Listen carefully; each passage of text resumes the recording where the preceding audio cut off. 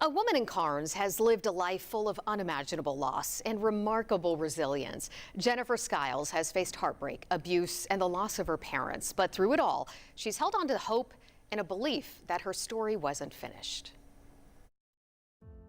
This is right after I was born. For much of her life, Jennifer Skiles didn't have these pictures or the memories from the earliest parts of her childhood.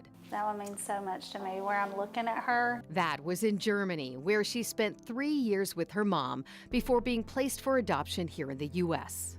Had really good memories, of family around me when I was adopted. She grew up with siblings and remembers fishing days and family vacations. This actually was from the first beach trip. With the adoptive parents who became mom and dad. My home life was wonderful until it wasn't. My father that raised me started abusing me when I was 12 years old, and that went on for 6 years. That was a confusing and traumatic time for her, but also a crucial one. She learned more about her adoption and her biological mother from her older sister, but she kept that knowledge from her parents until after her father died. He passed away of a heart attack, massive heart attack, when I was 18, and then sadly, my adoptive mother, she also passed away when I was 25 of cancer. So I lost both of them very early, and for me it was a search for family. That was always my mission, search for family and where I came from. By that time, she knew her birth mother's name and the last place she had lived, Texas. A year and a $29.99 paid internet search later, Skiles found her mother. So she sent a letter. It was about 2 weeks after that. I come home and play an answer machine message, and there's this like shaky voice on the other end, and she said she was Cheryl. She knew who I was, and she'd like for me to call her. From there, calls turned into visits, and visits into an unbreakable bond. But there was still one blank space. And of course, then I start asking, tell me about my dad, tell me about my dad. And she gave me a name, state that he lived in, but she said the kicker was she had never told him about me. Her parents' love connection sparked while the two were in the military at Fort Dix in New Jersey. They spent one romantic weekend off base at the Hotel Chelsea in New York. After that, they went their separate ways, with her mom shipping off to Germany with a secret baby on board. The two would never speak again.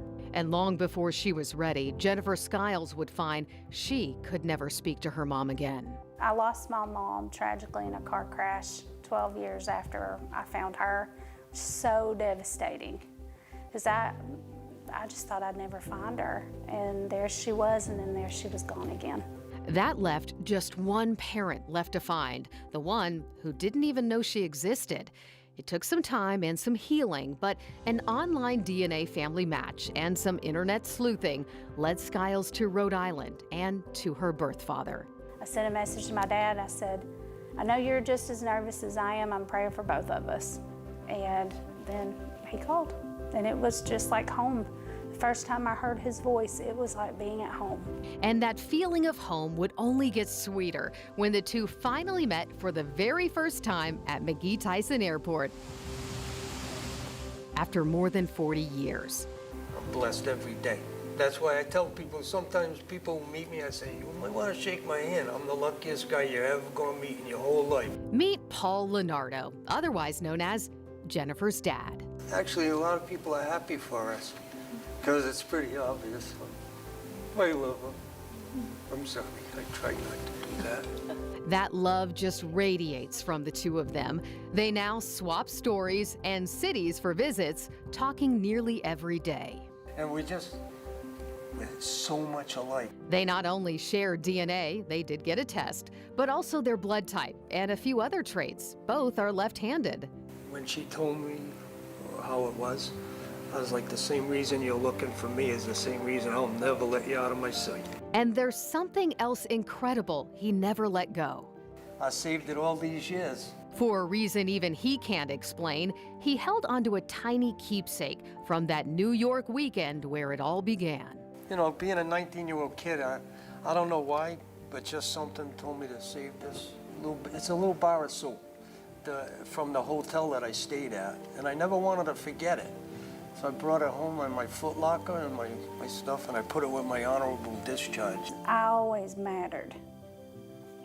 Somehow he knew, and he kept this, and this was something to say, I mattered to him. So that's how I see this card. And while so much of their time has been catching up on the past, they don't get caught up on what could have been. They're grateful for the present and all that's yet to come. We always regret that we missed out on so much time. It really stinks, but we try not to dwell on that. Just want the future to be as good as it can be. You know, I choose to say, against all odds, I was able to find these two beautiful people that I get this life with now. And my dad and I, you know, we could sit and focus on the fact of everything we've missed, or we can look at it as an adventure of everything we get. And that's what I choose to do.